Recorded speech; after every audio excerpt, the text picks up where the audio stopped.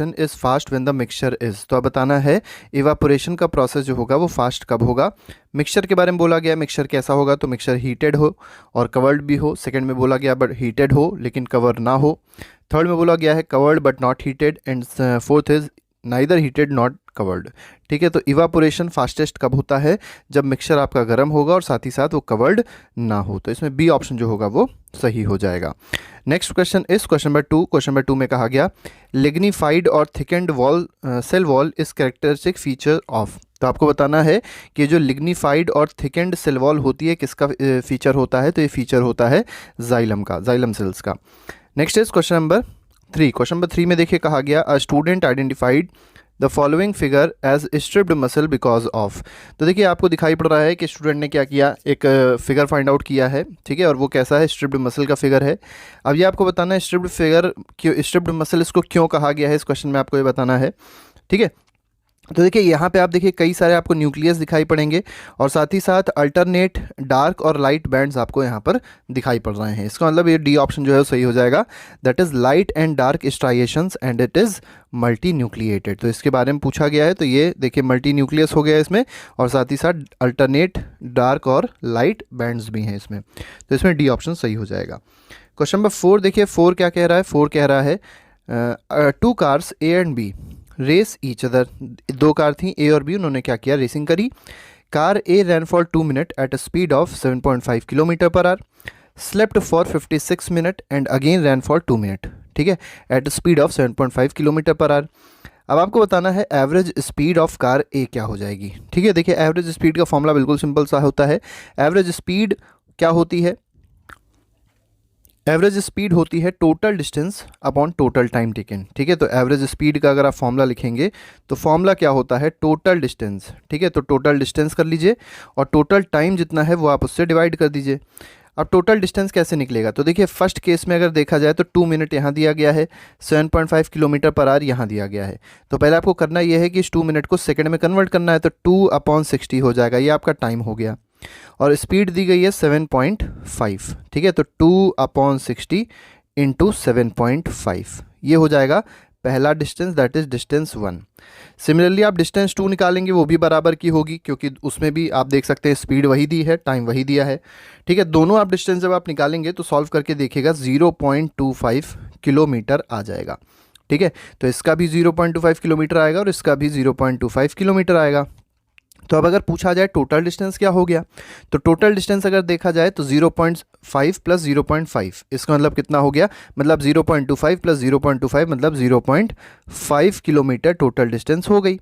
ठीक है, और टोटल टाइम कितना है, तो टाइम देखिए, टाइम के लिए आपको करना ये है कि 2 मिनट ये था, 2 मिनट ये था, तो हो गए 4 मिनट। 4 मिनट के बाद 56 मिनट वो खाली बैठ गया, मतलब उसने बिल्कुल भी मोशन नहीं किया। तो टोटल कितना हो गया, 56 प्लस 4 तो हो गया 60 मिनट। 60 मिनट मतलब 1 आवर, तो 1 आवर इसका क्या हो जाएगा, टाइम हो जाएगा। और डिस्टेंस कितनी हो गई थी, डिस्टेंस हमने देखी थी 0.5 किलोमीटर हो गई थी। ठीक है, तो 0.5 किलोमीटर अपॉन 1 आवर अगर आप करेंगे तो कितना आ जाएगा, 0.5 किलोमीटर पर आवर आपका आंसर सही होगा। ठीक है, तो इसका जो 4th क्वेश्चन का जो आंसर सही है that is option number C, 0.5 kilometre per hour. Next is question number 5। Question 5 में कहा गया a man is at rest in the middle of the pond on perfectly smooth ice, he can himself to the shore by making the use of Newton's, he can get himself to the shore. देखिए जो person है वो शोर तक कैसे पहुंच सकता है। अब पहले कहाँ पे है मैन, आप पहले इस चीज़ को देखिए। तो मैन तालाब के बिल्कुल सेंटर पे है और तालाब कैसा है, बिल्कुल बिल्कुल प्योर आइस का तालाब है। अब आपको बताना है कि वो जो पर्सन था वो बिल्कुल शोर पे कैसे पहुंचेगा, मतलब किनारे पे कैसे पहुंचेगा, कौन सा न्यूटन का लॉ वो यूज़ करे। ठीक है, तो सिंपल सी चीज़ है, आपको समझना क्या है कि यहाँ पर जो पर्सन है वो थर्ड लॉ ऑफ मोशन का यूज़ करेगा। थर्ड लॉ ऑफ मोशन क्या कहता है, to every action there is equal and opposite reaction. तो क्या करेगा पर्सन की, थोड़ा सा एक्शन अप्लाई करेगा आइस पे, तो आइस क्या करेगी, रिएक्शन अप्लाई करेगी पर्सन पे और पर्सन आगे मूव कर जाएगा, शोर पे पहुँच जाएगा आसानी से। नेक्स्ट इज क्वेश्चन नंबर 6 में देखिए कहा गया 4 टेस्ट ट्यूब दिए गए हैं, PQRS, P है, Q है, R है और S है। P में देखिए शुगर सॉल्यूशन दिया गया है, Q में एग वाइट दिया गया है, थर्ड में राइस एक्सट्रैक्ट है और फोर्थ में पोटैटो एक्सट्रैक्ट है।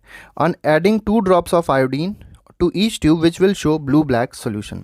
अब देखिए ब्लू ब्लैक सोल्यूशन कौन शो करेगा ये आपको बताना है।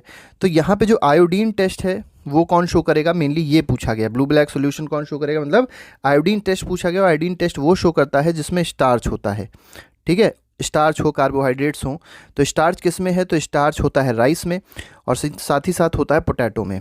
एग में स्टार्च नहीं होता, प्रोटीन होता है, शुगर में भी स्टार्च नहीं होता है। तो इसमें अगर देखा जाए तो इसमें जो सही आंसर होगा वो क्या हो जाएगा, R and S, that is option number B is correct of question number 6। Question number 7 देखिए, मैच द कॉलम है, बहुत अच्छा क्वेश्चन है मैच द कॉलम। इसमें देखिए क्या कहा गया है, इसमें कहा गया है रॉबर्ट ब्राउन। तो रॉबर्ट ब्राउन को आप किससे जोड़ देंगे, न्यूक्लियस की डिस्कवरी करी थी, ठीक है। पुरकिंजे आप देखेंगे, पुरकिंजे ने क्या किया था, प्रोटोप्लाज्म के बारे में बताया था। रॉबर्ट हुक देखेंगे तो इन्होंने सेल की डिस्कवरी करी है, और शेल्डियन एंड स्वान ने क्या दिया है, सेल थ्योरी दी है, ठीक है। तो इस तरीके से ये आपकी नेमिंग हो जाएगी, मतलब ये आपकी मैच द फॉलोइंग हो जाएगा। क्वेश्चन नंबर 8 देखिए, क्वेश्चन नंबर 8 में कहा गया out of the following the correct diagram of striped muscle fibre. यहाँ पे देखिए क्या पूछा गया, स्ट्रिप्ड मसल फाइबर पूछा गया, इनमें से कौन सा diagram striped muscle fibre show कर रहा है। तो इसमें ए दिया है, बी दिया है, देख सकते हैं आप 4 डायग्राम दिए गए हैं। तो इसमें जो स्ट्रिप्ड मसल है वो कौन सा है, वो ऑप्शन नंबर सी जो है, ठीक है, ऑप्शन नंबर सी जो है, मतलब ये वाला जो है ये स्ट्रिप्ड मसल फाइबर को शो कर रहा है, ठीक है। स्ट्राइएटेड मसल फाइबर बोला जाए, स्ट्रिप्ड मसल फाइबर बोला जाए, ठीक है, ये आपको समझना है क्यों ये है। देखिए सबसे पहली बात ये सिलेंड्रिकल है, ठीक है, तो सिलेंड्रिकल होते हैं। इसके बाद कोई ब्रांचिंग इसमें नहीं है, आप देख सकते हैं कोई इसमें ब्रांच नहीं निकली है, और साथ ही साथ ये मल्टी न्यूक्लिएट है, इसमें एक न्यूक्लियस नहीं होते, इसमें कई सारे न्यूक्लियस पाए जाते हैं। Next is question number 9। Question 9 में देखिए कहा गया car travels 10 metre in 5 seconds, 20 metre in next 10 seconds, 30 metre in last 10 seconds. Average speed आपको बतानी है मोशन में क्या होगी। तो देखिए एवरेज स्पीड के लिए आपको सिंपल वही काम करना है, टोटल डिस्टेंस आप कर दीजिए। तो टोटल डिस्टेंस हो जाएगा 10 प्लस 20 हो जाएगा 30 प्लस 30 हो जाएगा 60, तो 60 मीटर हो गया। टाइम देख लीजिए कितना है, 5 है, 5 और 10 15 हो गया, और 10 कितना हो गया, 25 हो गया, 25 सेकेंड। तो दोनों को अगर आप डिवाइड कर देंगे तो आपका आंसर जो आएगा वो आप निकाल सकते हैं, 5 5 जा 25, 5 1 जा 5, 5 2 जा 10, ठीक है, 5 2 जा 10 और 5 4 जा 20, तो 2.4 इसका आंसर सही है, ठीक है। तो इसका आंसर हो जाएगा 2.4 मीटर पर सेकेंड, यूनिट जरूर याद रखिएगा। Next is question number 10। Inertia of an object tends to cause the object. अब देखिए इनर्शिया क्या कॉज करता है, क्वेश्चन में ये पूछा गया है। फर्स्ट दिया गया है to decelerate due to friction, गलत है। टू इंक्रीज इट्स स्पीड, गलत है। थर्ड में दिया गया to resist any change in its state of motion, ये ऑप्शन बिल्कुल सही है। तो इनर्शिया का काम क्या होता है, it resist any change in the speed of motion.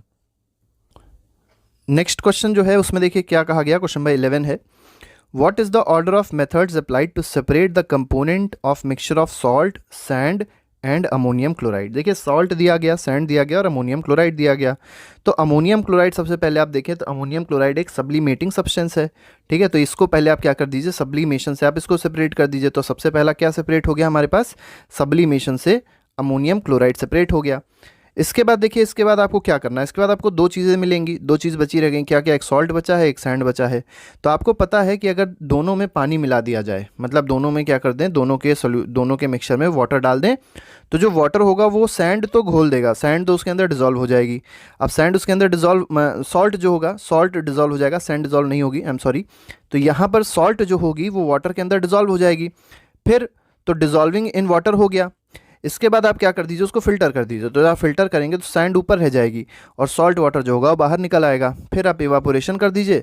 जब आप इवापोरेशन करेंगे तो जो सॉल्ट वाटर बाहर निकला है उसमें सॉल्ट अलग हो जाएगी और वाटर अलग हो जाएगा। तो इस तरीके से ये हम पूरा प्रोसेस कर सकते हैं। तो इसमें ए ऑप्शन जो है हमारा सही हो जाएगा कि पहले सब्लिमेशन करेंगे, उसके बाद वाटर में डिजॉल्व करेंगे, फिर फिल्ट्रेशन करेंगे और लास्ट में इवापोरेशन करेंगे।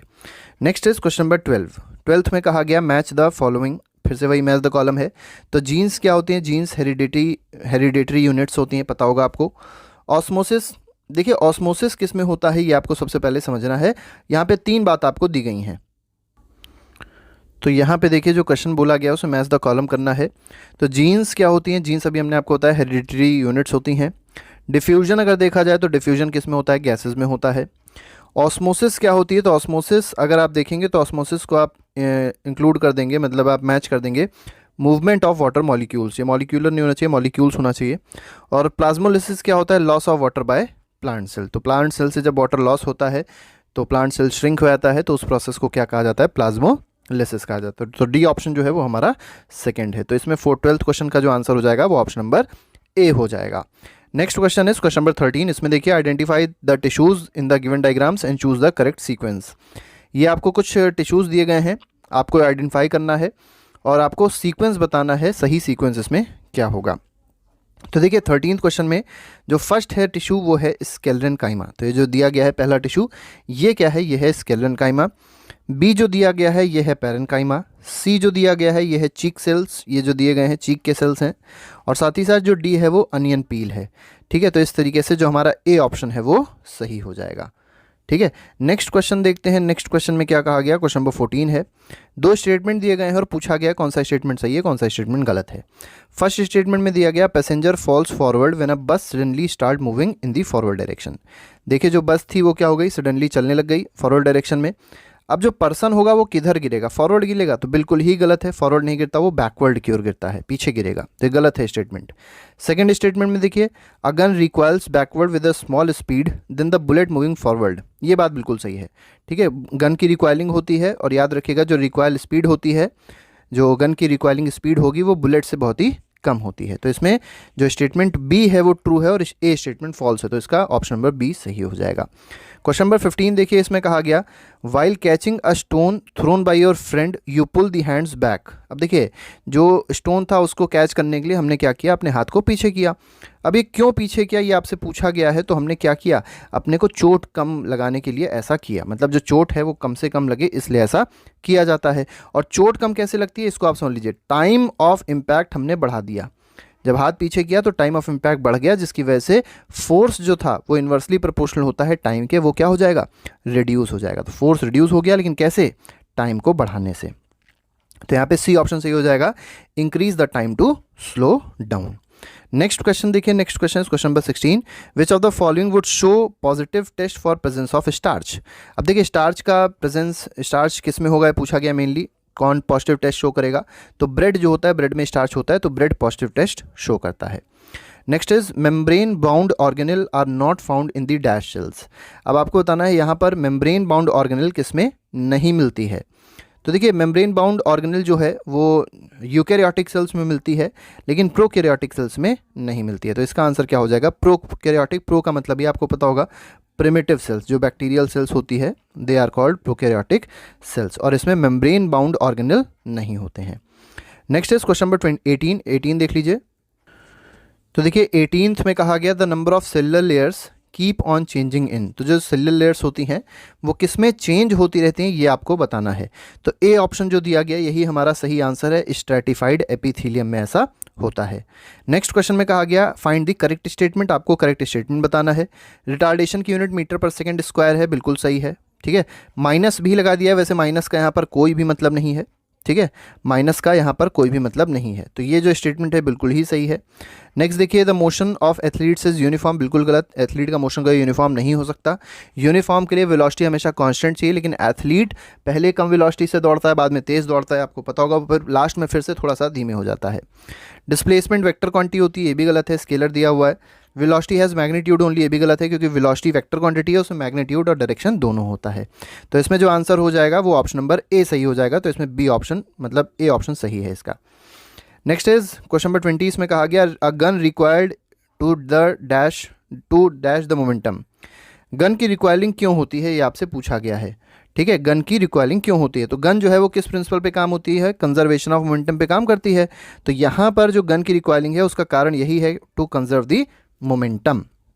इसके बाद देखिए आपको केस स्टडी बेस्ड थोड़ा सा क्वेश्चन दिया गया है। केस स्टडी बोलें या एक एक्सपेरिमेंटल बेस्ड क्वेश्चन है।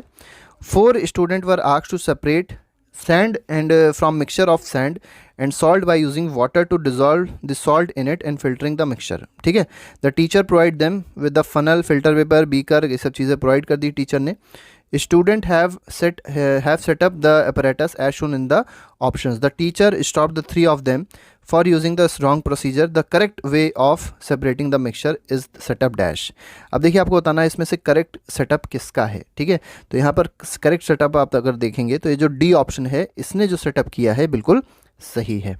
ठीक है, करेक्ट सेटअप जो है वो डी ऑप्शन का होगा। ठीक है, और देखिए ऐसा क्यों होगा, तो सबसे पहली बात ये है कि यहाँ पर ये जो एक रॉड लगाई गई है, ठीक है, ग्लास रॉड है, जिसके थ्रू ये मिक्सचर जो है वो ऐड किया जा रहा है। और साथ ही साथ जो मिक्सचर है वो ग्लास रॉड के थ्रू ही ऐड किया जा रहा है। यहाँ पे अगर आप देखेंगे रॉड तो थी, ग्लास रॉड तो थी, लेकिन मिक्सचर जो था वो सीधे बीकर पे ऐड कर दिया गया। तो सीधे बीकर पे नहीं ऐड करना है, क्या करना है, ग्लास रॉड के थ्रू वो नीचे आएगा। तो ये इसमें डी ऑप्शन जो है वो सही है। नेक्स्ट क्वेश्चन, क्वेश्चन नंबर 22 है। क्वेश्चन नंबर 22 में कहा गया which of these is not related to endoplasmic reticulum. अब एंडोप्लाज्मिक रेटिकुलम से रिलेटेड इसमें से क्या नहीं है, ये आपको बताना है। ठीक है, तो 22 क्वेश्चन में देखा जाए transports material between various regions in cytoplasm, ये होता है। सेकंड में कहा गया it can be the site for some biochemical activities of the cell, ये भी सही है। थर्ड में कहा गया it behaves as transport channel for proteins between the nucleus and cytoplasm, ये भी सही है। डी ऑप्शन में कहा गया it can be the site of energy generation. Energy generation का साइट ये नहीं हो सकती। एनर्जी जनरेशन की जो साइट होती है उसको क्या कहते हैं, माइटोकॉन्ड्रिया कहते हैं। ये आपको पता होगा, इट इज कॉल्ड माइटोकॉन्ड्रिया। और माइटोकॉन्ड्रिया जो एनर्जी रिलीज करता है, एनर्जी जनरेट करता है, it in the form of ATP. ठीक है, और एटीपी का फॉर्म होता है एडिनोसिन ट्राईफॉस्फेट। क्वेश्चन नंबर 23 में दिया गया है स्मूल मसल सेल्स आर, जो स्मूथ मसल सेल्स होते हैं वो कैसे होते हैं, उनके बारे में बताना है। तो स्मूथ मसल सेल्स होते हैं cylindrical, unbranched, unstriated, uninucleate and involuntary. तो इसका ऑप्शन नंबर बी जो होगा वो सही हो जाएगा। Next is question number 24, what does the slope of position time graph indicate. तो देखिए पोजीशन से बच्चे कंफ्यूज आते हैं। पोजीशन का मतलब एक तरीके से है डिस्टेंस टाइम ग्राफ। तो डिस्टेंस टाइम ग्राफ का जो स्लोप होगा वो क्या इंडिकेट करेगा, ये बताना है आपको इस क्वेश्चन में। तो ये इंडिकेट करेगा क्या, पोजीशन का मतलब है डिस्प्लेसमेंट। पोजीशन को आप डिस्प्लेसमेंट मान के चलिए, डिस्टेंस ना मान के चलिए, तो ये हो जाएगा वेलोसिटी। ठीक है, क्योंकि डिस्प्लेसमेंट अगर है तो डिस्प्लेसमेंट अपॉन टाइम बनेगा और वो क्या हो जाएगा, वेलोसिटी हो जाएगा। Next is question number 25, a plate, a ball and child all have the same mass. तीन चीज़ें दी गई हैं, एक प्लेट है, बॉल है और एक चाइल्ड है, तीनों का मास सेम है।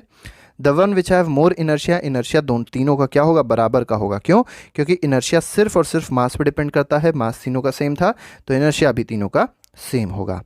क्वेश्चन नंबर 26 देखिए, इसमें कहा गया which of the following can be made into crystals. Crystals में किसको कन्वर्ट कर सकते हैं, ये आपको बताना है। अमीबा दिया है, वायरस दिया है, बैक्टीरियम दिया है और स्पर्म दिया है। तो वायरस जो होता है, याद रखिएगा, वायरस जो होता है उसको हम लोग क्रिस्टल्स में कन्वर्ट कर सकते हैं। तो इसमें सी ऑप्शन वायरस सही हो जाएगा।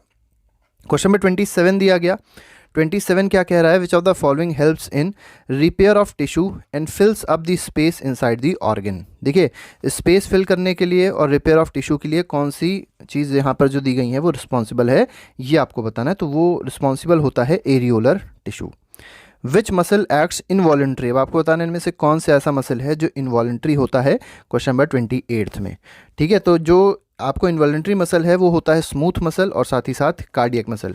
अच्छा, इनवॉलेंट्री का मतलब क्या होता है, इनवॉलेंट्री का मतलब होता है जिस पे हम लोग कंट्रोल नहीं कर सकते। ठीक है, जो हमारे कंट्रोल में नहीं होता है उसको कहते हैं इनवॉलेंट्री, और जो हमारे कंट्रोल में होता है उसको कहा जाता है वॉलेंट्री मसल्स। ठीक है, तो इसमें सेकेंड और थर्ड ऑप्शन सही है, तो इसका मतलब कौन सा सही हो जाएगा, ऑप्शन नंबर डी इसका सही हो जाएगा।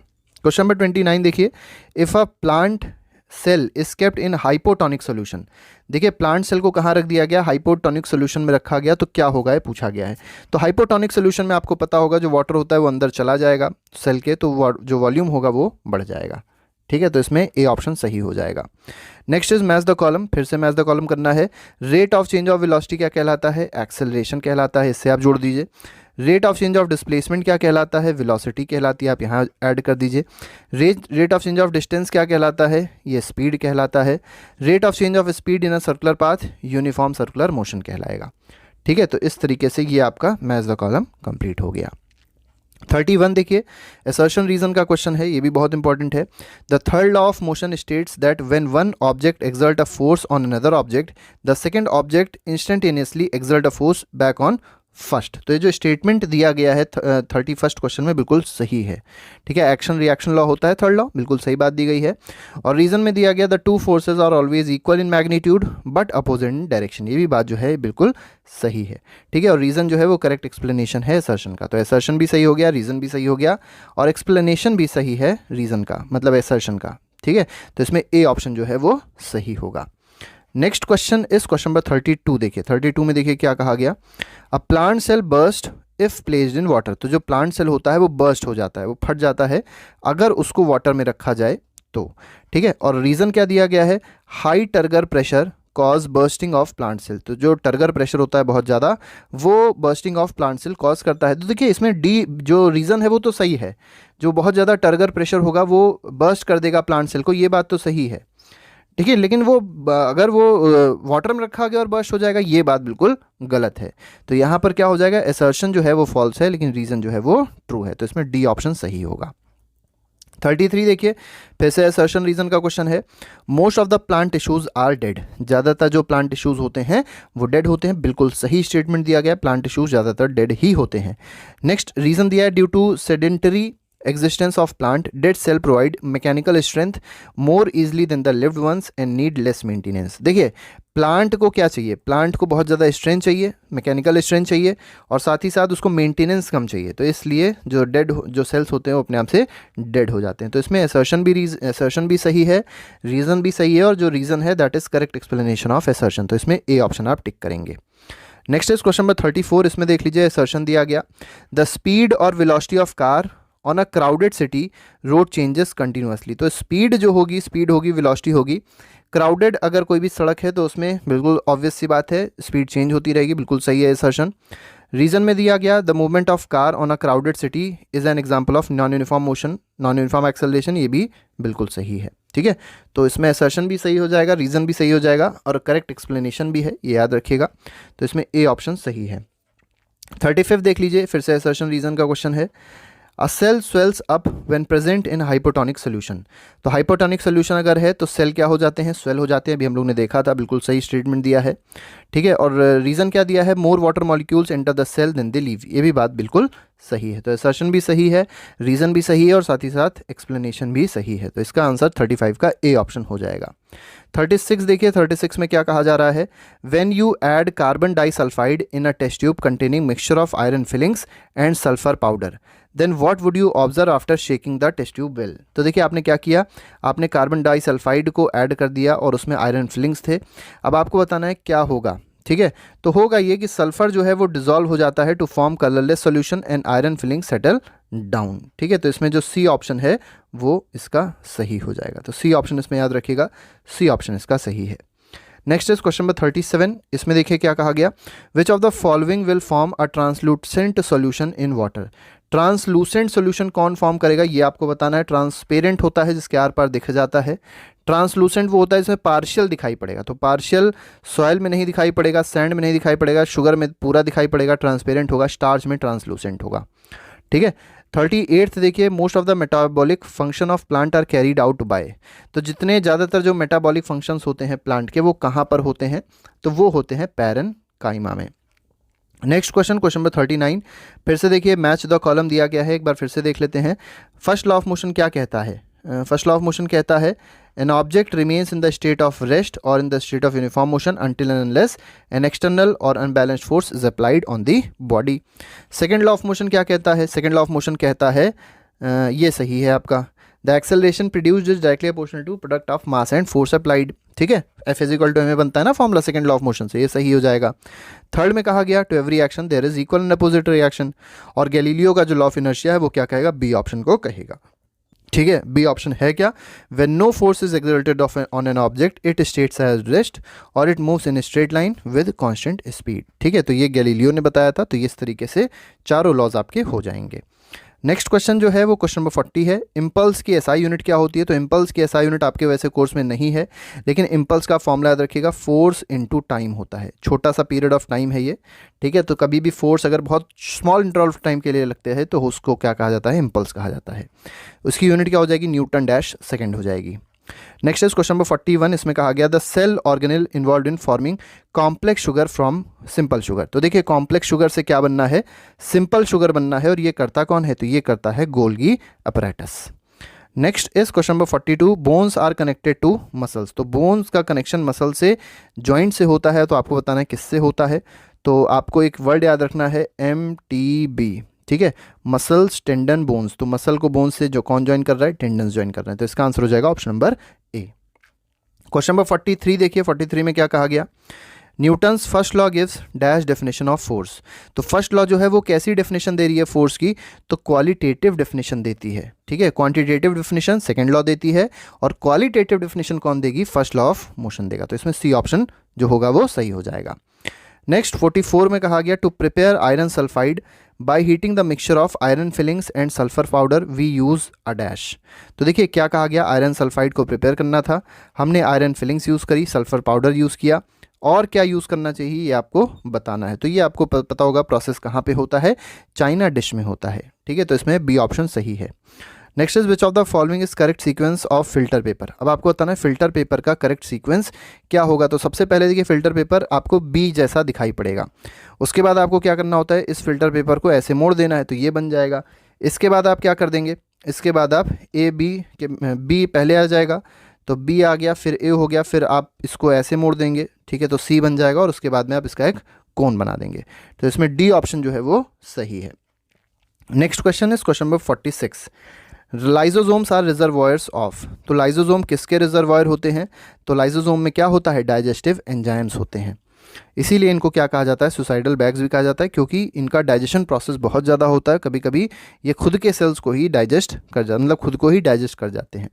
Next is the water conducting tissues generally present in gymnosperm is. देखिए जो वाटर कंडक्टिंग टिश्यूज़ होते हैं जिम्नोस्पर्म में, उसको क्या कहा जाता है, तो उनको कहा जाता है ट्रेकीड्स। तो इसमें बी ऑप्शन सही है। Next is 48 which of the following component are seen in slide of human cheek cell when observed under microscope. तो देखिए ह्यूमन चीक सेल जो होता है उसमें कौन कौन से कंपोनेंट देखने को मिलेंगे क्वेश्चन में, ये आपको बताना है। तो देखिए सेल मेम्ब्रेन देखने को मिलेगा चीक सेल में, साइटोप्लाज्म देखने को मिलेगा और न्यूक्लियस देखने को मिलेगा। तो इसका आंसर हो जाएगा C option, that is cell membrane होता है चीक सेल में, साइटोप्लाज्म देखने को मिलता है और साथ ही साथ न्यूक्लियस मिलता है। सेल वॉल नहीं मिलेगी क्योंकि वो एनिमल सेल में होती है, तो ये तो गलत है। प्रोटोप्लाज्म नहीं मिलेगा, तो प्रोटोप्लाज्म दोनों में ही आ रहा है, गलत होएगा, तो इसमें सी ऑप्शन सही हो जाएगा। लास्ट क्वेश्चन जो हमारा है, ठीक है, तो ये हमारा केस स्टडी बेस्ड क्वेश्चन है। तो केस देखिए दिया गया है, तो ये इस मैटर अराउंड अस प्योर से आया है केस। अब देखिए पहला क्वेश्चन देख लेते हैं। इसमें कहा गया which of the following are chemical changes. आपको बताना है कौन सा इसमें केमिकल चेंज दिया गया है। तो देखिए डीकेइंग ऑफ वुड बिल्कुल सही बात है, केमिकल चेंज है। बर्निंग ऑफ वुड भी केमिकल चेंज है, लेकिन यहाँ पे जो थर्ड ऑप्शन दिया है वो सॉइंग ऑफ वुड है, वुड को काटना के फिजिकल चेंज होता है। Hammering of nail into wood piece of wood ये भी फिजिकल चेंज है। तो इसमें 1 और 2 ऑप्शन जो होंगे वो सही हो जाएंगे, that is option number B. Question number 50 देखिए, boiling point of oxygen. Oxygen का बॉइलिंग पॉइंट आपसे पूछा गया है क्या होता है, तो ये होता है -180 डिग्री सेल्सियस, ठीक है। कितना होता है, -180 डिग्री सेल्सियस होता है। Next is question number 51। इसमें देखिए बहुत कम बॉइलिंग पॉइंट है इसका। Dash is process that separates pure solid in the form of crystals from solution. तो इसको क्या कहा जाएगा, इस प्रोसेस को कहा जाता है क्रिस्टलाइजेशन, ठीक है। Next is question number 52। Which of the following are physical changes. Physical change आपको बताने हैं, इसमें कौन से हैं। तो पहला दिया गया है मेल्टिंग ऑफ आयरन मेटल। तो देखिए जब भी याद रखिएगा मेल्टिंग कोई भी फेस चेंज का प्रोसेस होगा वो हमेशा फिजिकल होता है, तो इसमें फर्स्ट ऑप्शन सही है। Bending of an iron rod, ये भी सही है, रस्टिंग केमिकल होता है। Drawing a wire of iron metal, ये भी सही है। तो 1, 3, 4 इसका आंसर सही हो जाएगा, that is option number A. Next question, question number 53 से 56 एक और पैराग्राफ बेस्ड क्वेश्चन है, ठीक है। ये आप देख सकते हैं, ल्यूवेनहॉक डिस्कवर्ड फ्री सेल, मतलब ये कौन से कुछ चैप्टर से आ गया, फंडामेंटल यूनिट ऑफ लाइफ से आ गया। अब इसमें देखिए कहा गया 53rd क्वेश्चन में cell was first discovered by. तो सेल को किसने डिस्कवर किया था, ल्यूवेनहॉक, रॉबर्ट हुक। इसी में ही कंफ्यूजन होता है बच्चों को, तो याद रखिएगा 53 जो है उसमें रॉबर्ट हुक आप टिक लगाएंगे। सेल जब भी पूछा जाए सबसे पहले जो सेल की डिस्कवरी करी है वो किसने करी है, रॉबर्ट हुक ने करी है।